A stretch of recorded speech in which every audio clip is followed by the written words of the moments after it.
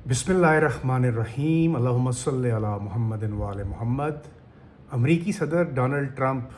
बार बार बच चुके हैं। वो किस तरह बचे हैं आज आपको बताएंगे। इंडिया की शामत आ चुकी है, ये भी बड़ा दिलचस्प एक तबसरा आपके साथ शेयर करना है। और इंडिया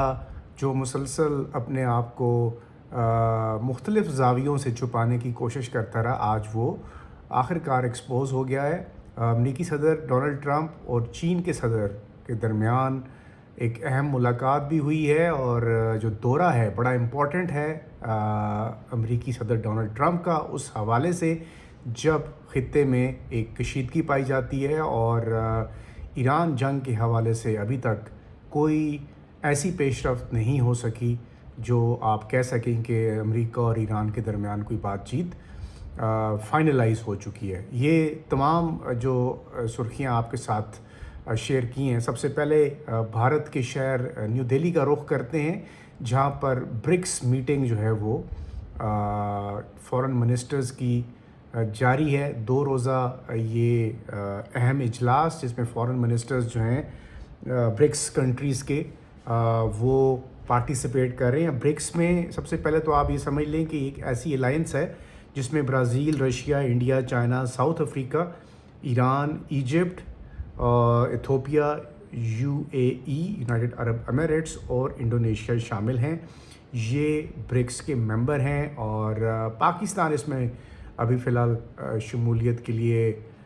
लाइन में लगा हुआ है, और उम्मीद है कि अगले साल की जो मीटिंग होगी उसमें पाकिस्तान भी ब्रिक्स का मेंबर होगा। इम्पॉर्टेंट ब्लॉक है, बड़ा इम्पॉर्टेंट मीटिंग है। ख़ास तौर के ऊपर उस वक्त ये अहम मुलाकातें फॉरेन मिनिस्टर्स की इस सेशन में हो रही हैं जब पूरी दुनिया इस वक्त एक ऐसे क्राइसिस से गुज़र रही है जो जिसका असर ना सिर्फ तरक्की पजीर ममालिक, यानी जो ममालिक ऐसे हैं जो अभी तरक्की की लाइन में लगे हुए हैं उन पे ऊपर, बल्कि जो तरक्की याफ्ता ममालिक हैं, जो बड़ी बड़ी इकॉनमीज़ हैं, उनके ऊपर भी इसके असरात मुरतब हो रहे हैं, और उसमें इंडिया भी शामिल है। अब इंडिया को ये मौका मिला है ब्रिक्स की नुमाइंदगी करने का, लेकिन बड़े गलत टाइम पे ये मौका मिल गया जब नरेंद्र मोदी साहब की वो पिछले साल के एडवेंचर को एग्जैक्टली 1 साल मुकम्मल हुआ और उन्होंने ब्रिक्स की नुमाइंदगी का जो है वो मौका हासिल किया। लेकिन साथ ही साथ 2 किस्म की उनको हज़ीमतों का सामना करना पड़ रहा है, शर्मिंदगी का सामना करना पड़ रहा है। एक जो पाकिस्तान के हाथों इबरतनाक शिकस्त हुई थी भारत की, उसका एग्जैक्टली 1 साल मुकम्मल हो गया है और तकरीबन 4 दिन ऊपर हो गए हैं आज। और दूसरा जो इशू है वो ये है कि ब्रिक्स ममालिक जो ख़ित्ते के अंदर अपनी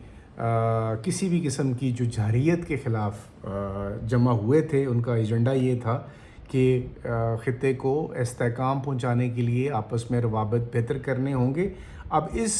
मौके पे जब इंडिया की जो सफारती जो डिप्लोमेटिक पोजीशन है पूरी दुनिया में, वो आपके सामने है, और जिस तरह डोनाल्ड ट्रंप साहब आए रोज़ इंडिया की बैंड बजाते हैं ये कह के कि अगर वो ना होते तो आज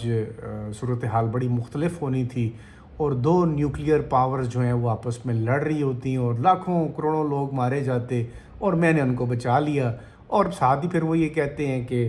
पाकिस्तान ने जो त्यारे इंडिया के गिरा दिए और एस्केलेशन बढ़ रहा था और मैंने उनको रोक लिया। तो वो राफेल जिनके ऊपर बहुत उछलते थे नरेंद्र मोदी साहब, उनको फिर जब पाकिस्तान की एयरफोर्स ने अपने अंजाम तक पहुंचाया तो उसके बाद पूरी दुनिया को ऊपर पाकिस्तान की पोजीशन की तो समझ आ गई। लेकिन इस ब्रिक्स की नुमाइंदगी भारत को उस वक्त करना पड़ रही है जब आप ज़हन में रखें कि ईरान के साथ भारत के दोस्ताना ताल्लुकात हैं, ऑल्दो कि वो वाली सिचुएशन नहीं है जो पाकिस्तान के साथ ईरान के रिलेशंस हैं, उस तरह का सिस्टम नहीं है। लेकिन ऑब्वियसली ईरान जो है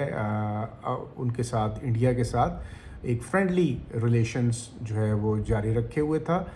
इसमें कोई शक नहीं है कि ईरान के अंदर से हमेशा کشمیر والے امپورٹنٹ ایشو کے اوپر بھی جو رہبر معظم شہید ہیں علی خامنائی صاحب، ان کی طرف سے واضح طور پر سٹیٹمنٹس آتی رہی ہیں، اور کشمیر کے اندر جو انڈیا کی طرف سے انٹرنیشنل ہیومن رائٹس کی وائلیشنز ہوتی ہیں ان کو نہ صرف کنڈیم بھی کیا جاتا ہے بلکہ ان کے اوپر آواز اٹھانے کو میں جو ایرانین میڈیا ہے اس نے ہمیشہ اپنا ایک کلیدی کردار پاس کیا ہے۔ تو اس سے اندازہ یہ ہوتا ہے کہ جو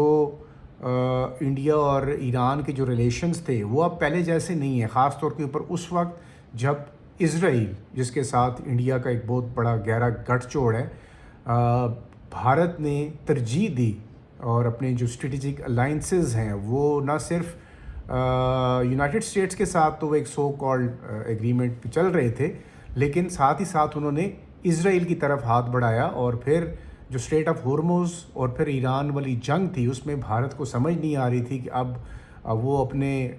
جو جذبات کا اظہار کیسے کرے۔ تو اب یہ اس وقت ان کو یہ برکس کی نمائندگی کرنی پڑ رہی ہے، اور اس میں ایران کے فورن منسٹر عباس عراقچی صاحب وہاں پر موجود ہیں، اور بڑی زبردست انہوں نے جو تقریر کی ہے انہوں نے اس میں یہ بالکل واضح طور پر کچھ پوائنٹ سامنے رکھے ہیں۔ انہوں نے یہ کہا ہے کہ سب پر واضح ہو جانا چاہیے کہ ایران ناقابل شکست ہے، نمبر 1، اور ایرانی کبھی کسی کے دباؤ یا دھمکی میں سر نہیں جھکاتے، ٹھیک ہے۔ پھر انہوں نے کہا کہ برکس ممالک کو ایران پر حملوں کی دو ٹوک الفاظ میں مذمت کرنی چاہیے۔ اب یہ وہ جگہ ہے نا جی جہاں پر آ کے پر جلتے ہیں ہمارے، یعنی نریندر مودی صاحب اب وہ کس طرح کنڈیم کریں؟ ایک طرف تو ان کے بڑے ابو یعنی امریکہ صاحب بہادر، اور دوسری طرف جو امریکہ کی ناجائز اولاد اسرائیل ہے وہ ان کے بڑے خاص الخاص ہیں، تو اس لیے مذمت تو وہ کر نہیں سکتے، ٹھیک ہے۔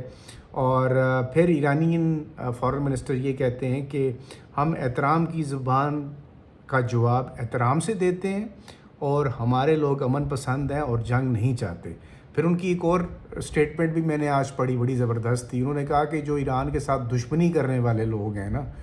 ان کو ہم نے بہت اچھی طریقے سے بھانپ لیا ہوا ہے۔ ان کا اشارہ اسی ایک تو اس جنگ کے دوران جس طرح انڈیا ایکسپوز ہوا ہے، اسی طرح یونائٹڈ عرب ایمریٹس کی بات، جس کے اوپر سب سے زیادہ میزائل جو ہیں وہ ایران کی طرف سے برسائے گئے ہیں اور ان کو لگ پتہ گیا ہے، ان کے بارے میں بھی انہوں نے کہا کہ جس طرح انہوں نے جنگ کے دوران نیتن یاہو سے ملاقاتیں کیں، اسی طرح پھر نریندر مودی نے جو ملاقاتیں کیں۔ تو مطلب اب آپ مجھے بتائیں کہ برکس جس مقصد کے لیے بنا تھا وہ مقصد کیا تھا کہ ریجنل کنٹریز مل کر مختلف جو چیلنجز ہیں ان کو اس کا مقابلہ کریں گے، لیکن اس پوری لسٹ میں جو میں نے آپ کے سامنے رکھی ہے، دو میجر آپ کہہ لیں کہ پارٹیز ایسی ہیں جس میں انڈیا اور UAE شامل ہیں، جو مسلمانوں کے نام پہ دھبا میں کہتا ہوں یونائٹڈ عرب ایمریٹس جو ایک سو کالڈ مسلم اسٹیٹ ہے اس کی طرف سے وہ بھی اس میں شامل ہیں، اور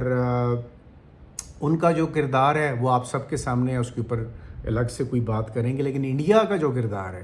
انڈیا کو اب سمجھ یہ نہیں آ رہی کہ وہ سفارتی سطح پر کس طرف اپنا رخ کرے۔ US کی طرف رخ کر کے دیکھ لیا، اور پھر جتنی ہزیمت ڈونلڈ ٹرمپ کی طرف سے ان کو برداشت کرنا پڑی، شاید ہی ہسٹری میں اتنی بدنامی انڈیا کی نہیں ہوگی جتنی ڈونلڈ ٹرمپ نے کر دی ہے۔ تو بہرحال ان جو عباس عراقچی ہیں انہوں نے کہا کہ برکس ممالک بین الاقوامی اداروں کو سیاسی مقاصد کے لیے استعمال ہونے سے روکیں۔ انہوں نے کہا کہ اجازت مانگنے والے تجارتی جہازوں کے لیے آربنائے ہرمز کھلی ہے، تجارتی جہازوں کو چاہیے کہ وہ ایرانی بحریہ کے ساتھ رابطہ کریں، تب آپ کو جانے کی اجازت دی جائے گی۔ اس میں انڈیا بھی شامل ہے، اور پاکستانی جہاز جب وہاں سے جاتا ہے جس کے اوپر سبز ہلالی پرچم ہوتا ہے تو پھر وہ کہتے ہیں تسی تے جان دو استاد جی۔ تو ماشاءاللہ پاکستان کا ایک جو سویگ ہے وہ تو آپ کے سامنے ہے۔ چیدہ چیزیں آپ کو میں نے بتایا تھا کہ ڈونلڈ ٹرمپ کی چھٹی ہونے لگی ہے، تو چھٹی یعنی بال وہ کہاں سے بچے ہیں؟ وہ بال اس طرح بچے ہیں کہ جو امریکی سینٹ ہے اس کے اندر جنگ کے معاملے پر جو اختیارات تھے ڈونلڈ ٹرمپ کے، ان کو محدود کرنے کے حوالے سے، یعنی لمیٹڈ کرنے کے حوالے سے، جو کھل کے وہ چکے چوکے مارنا چاہتے تھے، وہ ایک قرارداد جو تھی نا وہ ایک ووٹ سے ناکام ہوئی ہے، یعنی قرارداد کے خلاف 50 اور حق میں 49 ووٹ ڈالے گئے ہیں۔ یعنی اس سے آپ اندازہ لگا لیں یعنی ڈونلڈ ٹرمپ کے اپنے ساتھیوں نے ان کے خلاف ووٹ دیا ہے. یعنی یہ جو قرارداد تھی سینیٹر جیف مرکلے نے پیش کی تھی، جبکہ ٹرمپ کی جماعت ریپبلکن کے 3 اراکین نے بھی جنگ کے خلاف ووٹ دیے ہیں. اس سے آپ اندازہ لگا کہ ڈونلڈ ٹرمپ کیوں فرسٹریشن کا شکار تھے کہ تاکہ یہ جنگ جلد از جلد رک سکے. قرارداد کی صرف 1 ووٹ کے فرق سے ناکامی نے ٹرمپ کی جنگ کے حوالے سے بڑھتی ہوئی بے چینی کو ظاہر کیا ہے، اور اسی بے چینی کا ذکر انہوں نے وہاں پر چین کے اندر ان کی باڈی لینگویج سے اگر آپ دیکھیں تو آپ کو سمجھ آ جائے گی کہ وہ کس حد تک فرسٹریشن کا شکار ہیں. اور چین کی طرف سے بھی بہت واضح طور پر یہ پیغام ڈونلڈ ٹرمپ صاحب کو دے دیا گیا ہے کہ ہمارے اختلافات اپنی جگہ پر، لیکن ہم امن کے اوپر کسی قسم کا سمجھوتا کرنے کے لیے تیار نہیں ہیں. اور پھر چین کے اوپر یہ دباؤ ڈالا جا رہا ہے یا ریکویسٹ کی جا رہی ہے امریکہ کی طرف سے کہ آپ ابنائے ہرمز کو کھلوانے کے لیے یا وہاں پر ٹیکس وصولی کے حوالے سے اپنا انفلوئنس استعمال کریں ایران کے اوپر، اور ایران کو آمادہ کریں کہ وہ ابنائے ہرمز کو کھلا چھوڑ دے تاکہ ساڑی بلے بلے ہو جائے. لیکن چین نے بالکل واضح طور پر اس حوالے سے اپیرنٹلی تو کوئی اس طرح کی اسٹیٹمنٹ نہیں آئی، لیکن جو نظر آ رہا ہے وہ یہی ہے کہ امریکہ کی اس بات کے اوپر انہوں نے اپنا موقف جو ہے ابھی تک سامنے نہیں لیا ہے. پھر امریکی وزیر خارجہ مارکو روبیو کی تکلیف بھی سامنے نظر آ گئی، تو اس سے امریکہ کی جو اندر بے چینی ہے گورنمنٹ کے اندر وہ بھی آپ کو نظر آ جاتی ہے. روبیو صاحب کیا کہتے ہیں کہ امریکہ چاہتا ہے کہ خلیج معاملے پر موقف بدلنے کے لیے چین ایران پر دباؤ ڈالے. ٹھیک ہے جی. انہوں نے کہا کہ چین ایران کو خلیج میں جاری اقدامات سے پیچھے ہٹنے پر آمادہ کرے. ٹھیک ہے. اور بحران کے حل میں کردار ادا کرنا چین کے مفاد میں بھی ہے، اور چین کے اپنے بحری جہاز اپنے ہرمز میں پھنسے ہیں، وہ بھی موجود بحران سے متاثر ہو رہے ہیں. تو یہ تو چین کو بہت پہلے سے پتہ ہے روبیو صاحب اور ڈونلڈ ٹرمپ صاحب. تو یہ جو چیز ہے اس کے اوپر بہت واضح سٹانس ہے. ساتھ ہی ساتھ کچھ خبریں اس طرح کی بھی آ رہی ہیں کہ جو اپنے ہرمز سے گزرنے والے جہازوں پر ٹیکس نہیں ہونا چاہیے. یہ بھی امریکی تجویز ہے جو چائنا کے سامنے رکھی گئی ہے. ابھی تک جو میٹنگ کا جو کنکلوژن آیا ہے اس حوالے سے جو امریکی خبرساں ادارہ ہے رائٹر، وہ یہ کلیم کر رہا ہے کہ چین شاید یہ بات مان گیا ہے کہ جو ٹیکس وصولی ہے جہازوں کی ابنائے ہرمز سے وہ ایران کو وصول نہیں کرنی چاہیے. لیکن ابھی تک کوئی اس کی کنفرمیشن نہیں ہے، اور مجھے لگتا بھی نہیں ہے کہ چین کم از کم امریکہ کے ان اقدامات کے اوپر حامی بھرے گا جس سے زیادہ تر فائدہ امریکہ کو ہی ہے. ہاں البتہ جو چینی صدر ہیں انہوں نے بہت واضح طور پر کہا ہے کہ ہم ترقی کے راستے پر گامزن رہنا چاہتے ہیں، اور اس کے لیے ضروری ہے کہ امریکہ کو چین کے ساتھ اور چین کو امریکہ کے ساتھ اپنے تعلقات کو درست رکھنا پڑے گا. کچھ اور ویلاگس بھی کرنے ہیں، لیکن آج کے لیے یہ اتنا ہی ہے. اور اس میں بہت ساری ڈیولپمنٹس اور بھی تھیں، لیکن ٹائم کی کمی کی وجہ سے صرف چین کے دورے تک. اب چین کے دورے کے بعد کی جو سچویشن ہے اس کے اوپر اگلے ویلاگ میں آپ سے ضرور مخاطب ہوں گا.